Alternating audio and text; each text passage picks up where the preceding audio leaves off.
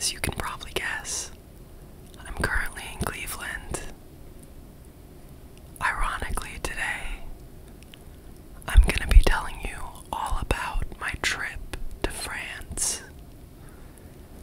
One of my partner's many love languages is planning beautiful trips for me and him. And for our honeymoon, along with the help of Rick Steves, he planned the most beautiful trip.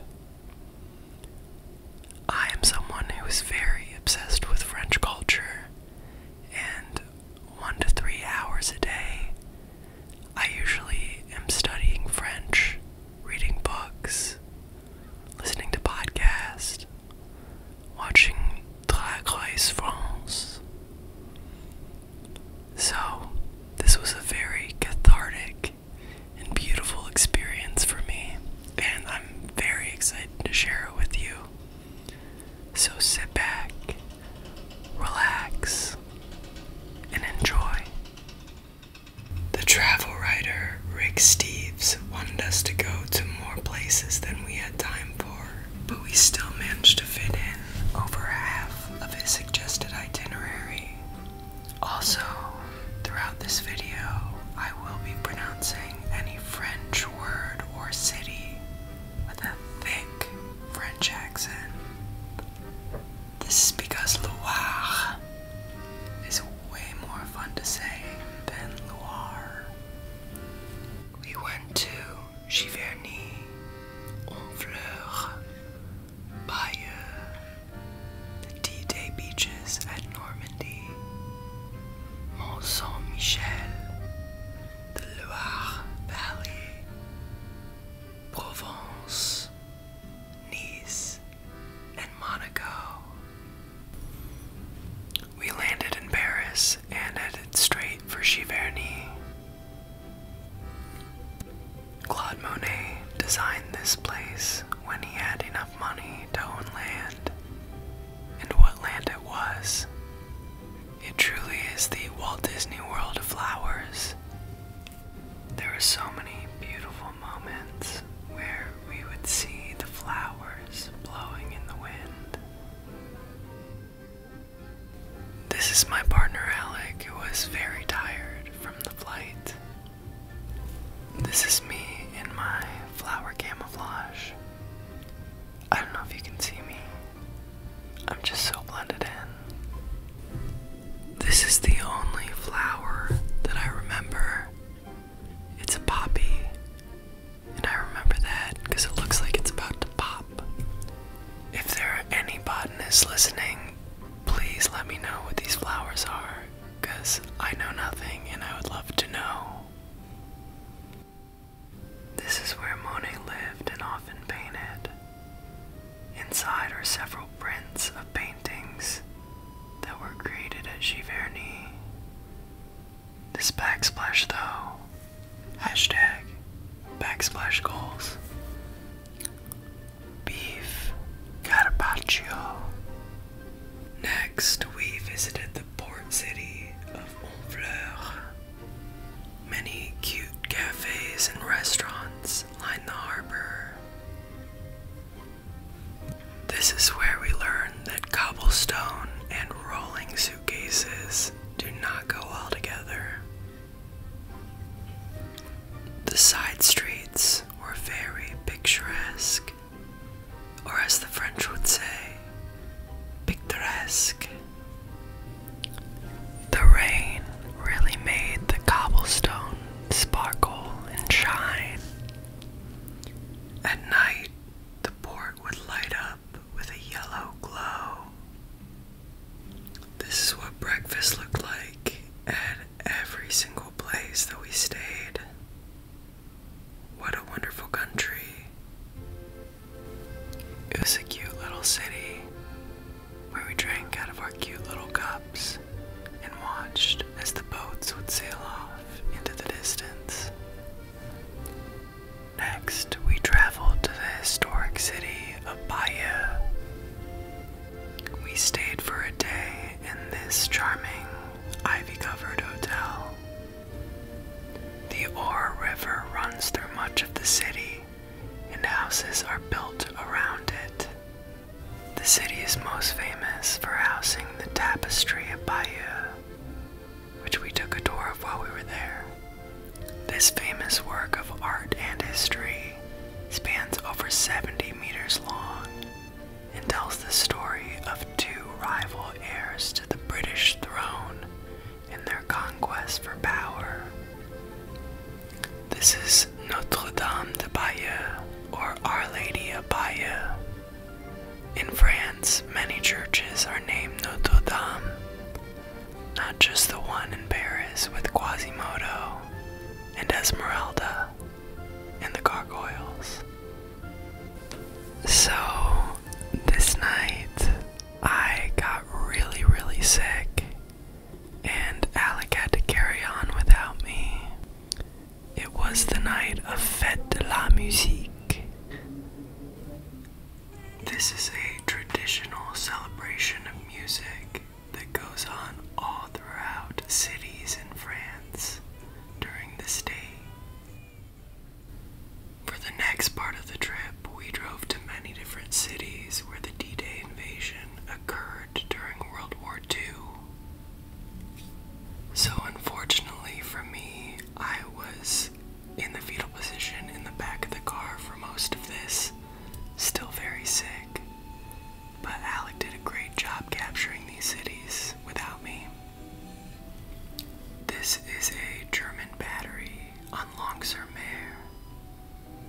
These sculptures are in memoriam of the Battle of Omaha Beach, famously portrayed in the film Saving Private Ryan. This is the American cemetery, where Americans who lost their lives fighting in France during World War II are now buried.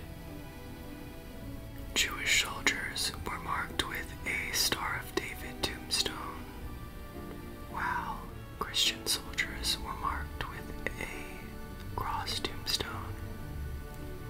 To end on a lighter note, this is the first of many pictures of Alec ogling cheese.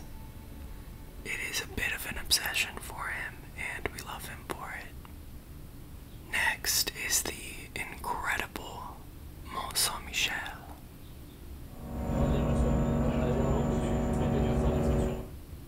Mont St-Michel is a tidal island and mainland commune in the region of Normandy. The lower part of the island consists mostly of hotels, gift shops, and restaurants. At the top of the hill is a historic abbey that has served many purposes throughout the years. We were there for the 1000th anniversary of the island. There were many jewels on display, and they were made not only to honor the island, but also its namesake of Saint Michael, the Archangel. Upon our visit, we saw nuns praying, just as they've done over its 1,000-year history. During low tide, visitors can be seen walking far out into the sand. I don't understand why, but that's their journey, not mine. This is a remnant from the days when the abbey was used as a prison. A prisoner would walk inside this device like a treadmill, and the needed supplies would be carried up via this ramp by wheelbarrow. I was very surprised by the lush vegetation inside the city. Just by looking at the outside, you would think it'd be much stonier and barren. This is the view from outside the city, close to our hotel. I highly recommend staying outside the city because it is much cheaper. For dinner that night, I tried oysters for the first time, and I gotta say, I really liked it. The best part of the meal, though, was definitely the vanilla creme brulee. Look at that caramelization. Ooh.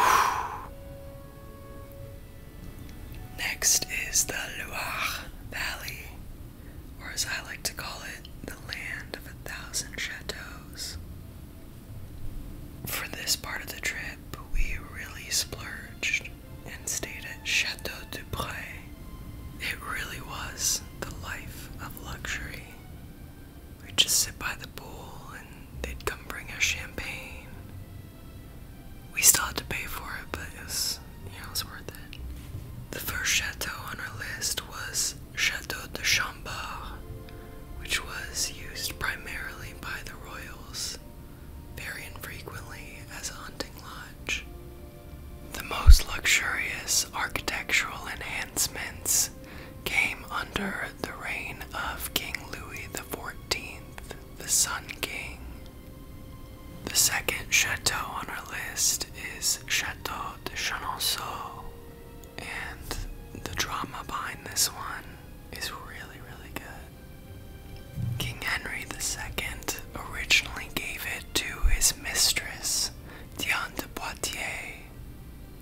When King Henry II died, the crown reclaimed it, and Catherine, his wife, pictured here, was like, "Love you, Diane. Get out. Thanks." Catherine wasn't a monster, though. She still gave Diane Chateau Chaumont, and, she's fine. Well, she's dead now, but yeah, Diane is fine.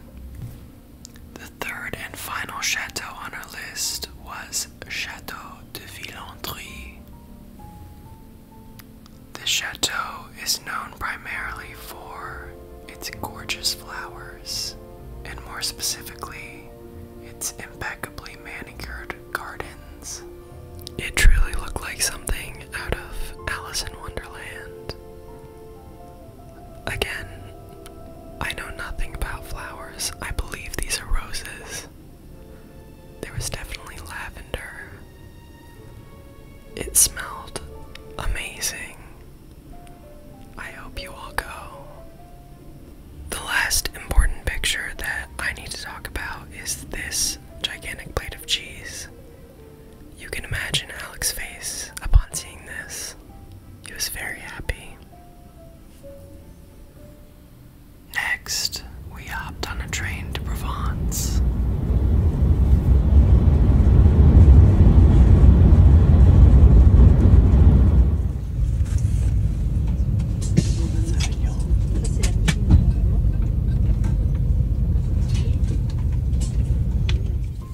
For this part of the trip, we stayed in a hotel called Auberge de Cassagne. This is the first place where we stayed for more than one day, 3 in total. We visited many beautiful cities in Provence, but we always came back to this tub to soak and relax. Upon walking into the city of Avignon, we stumbled upon a group of fencers fencing. So, in the US, I rarely eat meat, but here we went so hard and ate all the controversial meats.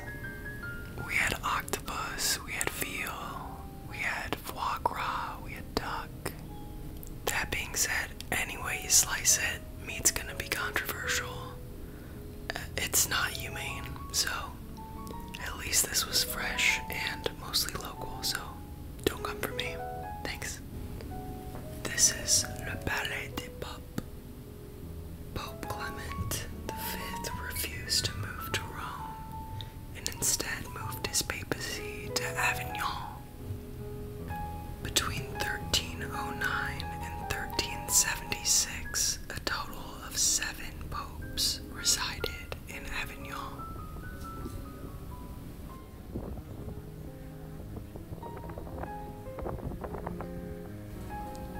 If you're a Van Gogh fan, you'll definitely want to check out the city of Arles.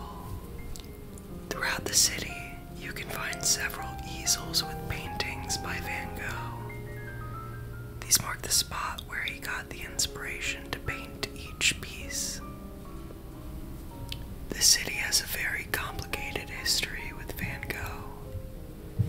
Even though some of his most famous works were painted here, including Starry Night, Van Gogh had suffered his worst mental crises here his ear-cutting incident. This led to him being ordered by the city to be committed to a mental asylum. This is Le Théâtre Antique d'Orange in the city of Orange. It is over 2,000 years old and still functions as a working theater. So, this is one of my favorite parts on the Provence leg of the trip. We were along the Côte du Rhône, or the Rhône coast, an area that's famous for its wine. We'd stop at all these cute little hilltop towns and do wine tastings and bring back bottles to our hotel. I don't know if I bragged about this yet, but a lot of the French speakers there said that my French was very good. One winery that we went to was full of British expats, and we talked to them all about the British TV shows that we watched, including All Great Truths Great and Small, and of course, Great British Bake Off. Flowers can be seen and smelled all throughout Provence. Look at all this lavender. I really see what all the buzz is about. We went back to Auberge de Gassagne to sample their Michelin star restaurant. The hotel and restaurant were family run. We met the woman who co-owned it, and she was so proud to tell us that her and her husband had been running the business for 40 years. She ran the hotel, and her husband ran the restaurant. Here's Alec, staring down another cheese plate. Look at the longing in his eyes. We asked to take our dessert to go, thinking they would just bag it for us, and they brought it on a full tray, the size of a coffee table. We finally reached the last leg on our trip, the cherry on top of our beautiful honeymoon, Nice. For 3 days, we stayed at Le Palais de la Méditerranée, or in English, the Hyatt Regency. I fell for this optical illusion every single time. We told him it was our honeymoon, so they kinda spoiled us. So next time you're at the Hyatt Regency, tell them it's your honeymoon. Everywhere you looked, there were vibrant colors. In the flowers for sale, in the umbrella display hanging in front of a trendy restaurant, or from gelato stuffed macarons in a dessert shop. You better believe I ate one. I wanted to eat every single one of these macarons. This is a statue of Apollo that sits in one of the town squares. As you can see, he has horses on his head and a really fantastic personal trainer. This bookstore had a resident feline.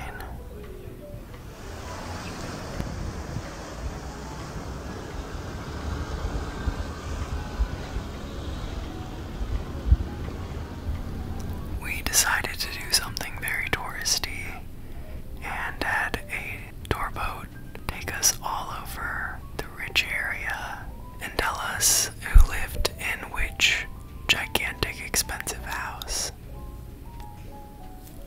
This is one of the most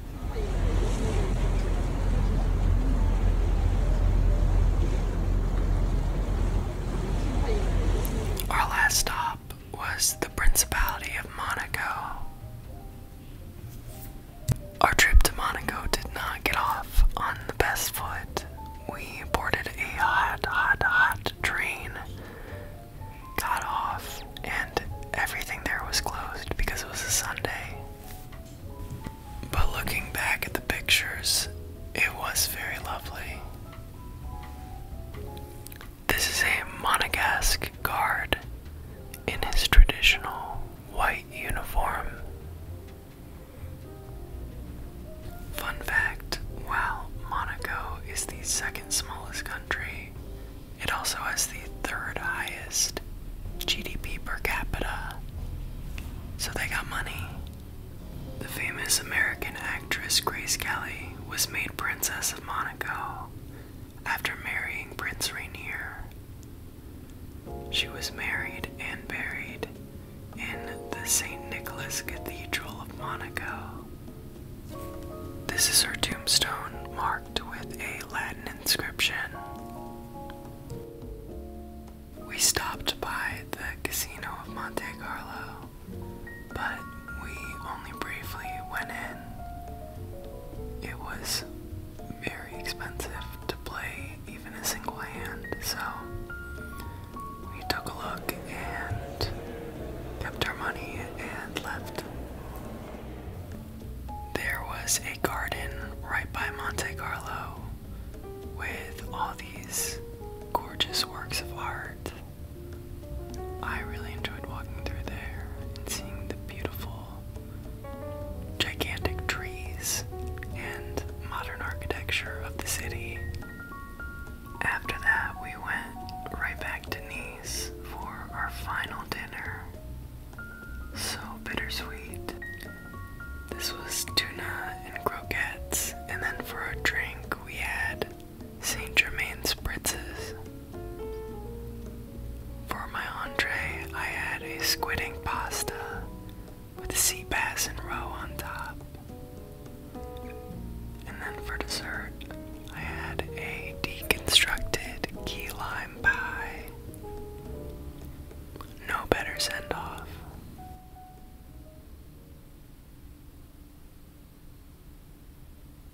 Well, that was the trip.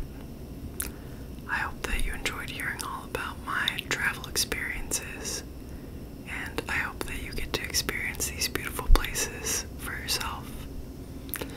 If and when you do, please feel free to reach out and let me know what you thought of them. I love hearing people's travel experiences. So please comment, like, and subscribe,